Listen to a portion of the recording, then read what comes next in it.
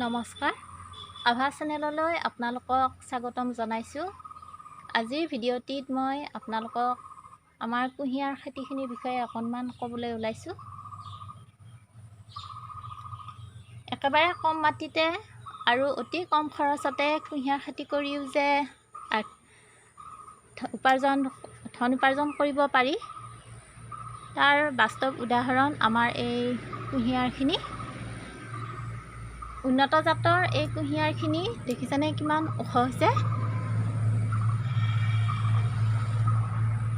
মাত্ৰ 7 ফুট বহল আৰু 12 ফুট দৈৰ্ঘ্যৰ অৰ্থাৎ 84 বৰ্গফুট মাটিতে আমাৰ ইয়াতে মুঠতে এতিয়া 42ডাল কুঁহিয়াৰ আছে।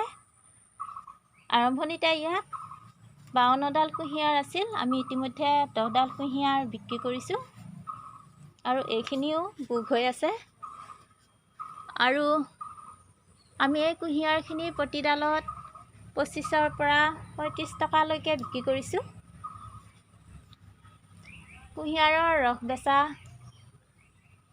বেপাৰীসকলে আমাৰ ঘৰৰ পৰা এই কুঁহিয়াৰখিনি লৈ যায়, গতিকে কুঁহিয়াৰখিনি বজাৰ কৰিব নালাগে। এইখিনি কুঁহিয়াৰৰ উপৰিও আমাৰ ৱালৰ কাষে কাষেও 3টামান কুঁহিয়াৰৰ চুপ আছে, সেইখিনিও ইতিমধ্যে বিক্ৰী কৰা হৈছে। আপোনালোকেও নিজৰ ঘৰৰ চৌহদত খালী পৰি থকা মাটিখিনিত এনেদৰে কুঁহিয়াৰ খেতি কৰিব পাৰে। কুঁহিয়াৰ খেতি বৰ বেছি যত্নৰো প্ৰয়োজন নহয়, মাত্ৰ ইয়াৰ কুঁহিয়াৰবোৰৰ যাতে পাত নাথাকে বা শুকান পাত, সেইকাৰণে গছবিলাক চাফা কৰি থাকিব লাগে, নহ'লে পৰুৱাই বাঁহ লয় আৰু এতিয়া উইপোকাই কেতিয়াবা ইয়াত গুৰিবোৰ নষ্ট কৰি দিয়ে। আৰু তলখন সেইকাৰণে চাফা কৰি ৰাখিব লাগে।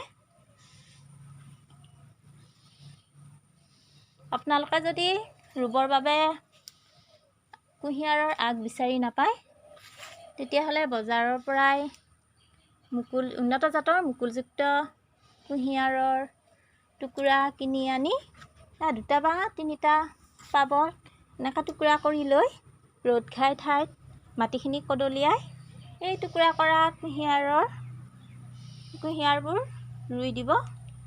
তাৰপিছত তাৰ ওপৰত সামান্য ধূলি বালিৰ তৰপ এটা দি থ'লে এনেকৈ পিছত তাৰ পৰা কুঁহিয়াৰৰ পোখা মেলিব। এনেদৰে কুঁহিয়াৰ খেতি কৰি আপোনালোকেও ঘৰৰ প্ৰয়োজনীয় কুঁহিয়াৰখিনিৰ উপৰিও বিক্ৰী কৰিও কিছু ধন উপাৰ্জন কৰিব পাৰিব নিশ্চয়।